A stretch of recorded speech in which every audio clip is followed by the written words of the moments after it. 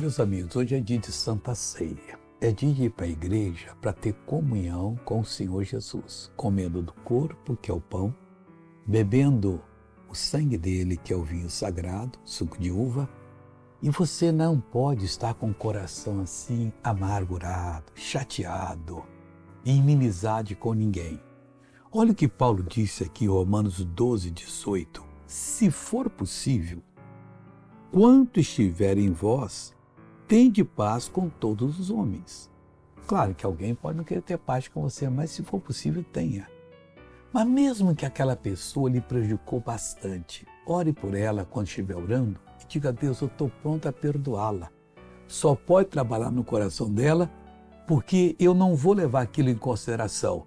O Senhor já me perdoou de tantas essas coisas, mas ela tem que confessar para ser perdoada. Mas libere para Deus poder agir na vida dela e um dia vocês vão estar bem. Vamos agora ouvir um testemunho e eu já volto. O acidente que eu sofri, meu braço arrancou, então se eu pegasse assim para poder o ônibus, ele arrancava de novo, eu tinha que puxar para voltar, e agora aqui, ó, ele não...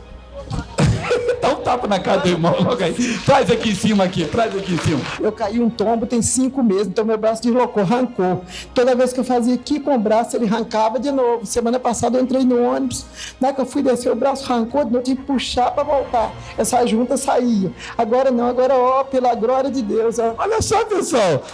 Oh, Deus, acabou. Vamos orar agora. Pai, hoje é dia de comunhão.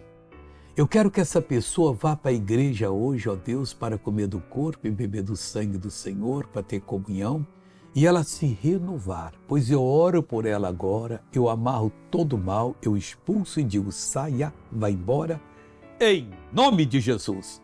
E você diz, amém. Glória a Deus.